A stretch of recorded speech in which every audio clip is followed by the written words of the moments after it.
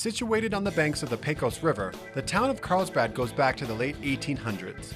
And for a city its size, the local food scene is impressive. With its landmark caverns, Carlsbad brings in plenty of hungry travelers, and the restaurateurs in town know how to take care of them. The first place we headed was the Red Chimney, and as the sign outside promises, here you'll find real pit barbecue. The ambiance undoubtedly adds to the experience, but at the heart of it all is the barbecue. The meat is all slow cooked in a barbecue pit the old-fashioned way, using local pecan wood giving it a true southern barbecue flavor. This place is a family establishment. 3 generations in, they hold true to their family's roots in Kentucky. And while they may not give away any family recipes, you can at least take some of the flavor home with you in a bottle. Another go-to spot is the Lucky Bull Grill, housed in the old City Hall. The revamped interior with an open floor plan, along with a bar serving up several New Mexico brews, makes it a solid choice for a quick lunch or relaxed dinner. Raising the bar and adding a few twists on old standards like nachos, burgers, and sandwiches, their menu is sure to satisfy. And with the name Lucky Bull, in a town rooted in cattle, you know the ribeye or one of their specialty burgers is a good bet. For a meal al fresco, head to Yellow Bricks down the street. Housed in a 1928 bungalow, this place packs in the charm and the flavor. Pulling from an array of influences, Chef Eddie Gutierrez executes an inspiring and diverse menu while delivering on their steak and seafood staples.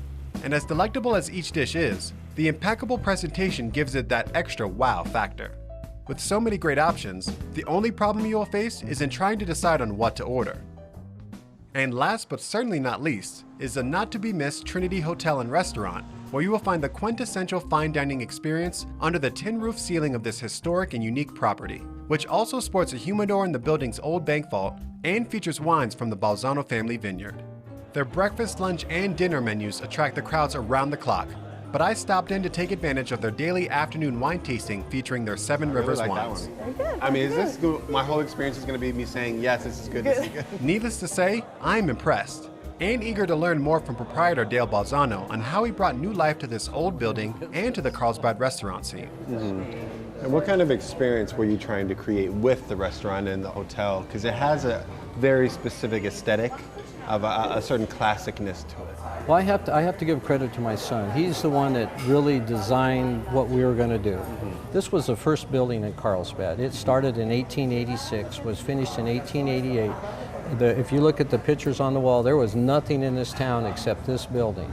And so the community grew up around this building, and this building has had such a history here. The first newspaper was in it, the first lawyers. Everything that started Carlsbad was started in this building. When we stepped up, we did have a lot of support around the community.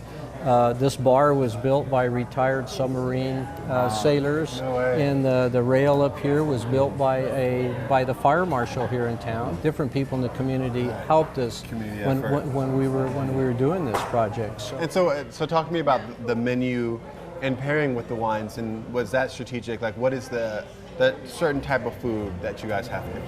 Well, you know, we specialize in Italian, and we do great steaks, and we do some of the best fish in this part of the state. Our menu is basically the same as the day we opened. There's a few things we've changed. We run some specials, but what we do well. Our goal was from the start to create something that was not found anywhere else in town. Right. That was our goal, and I think we have done that. The neat old building, the original ceiling that was here in 1888, it just has a great feel to it. And then with us having our own winery and vineyard and being able to do our wine in the restaurant was something that we had talked about. All of it kind of flows together. Absolutely. So I couldn't agree with you more.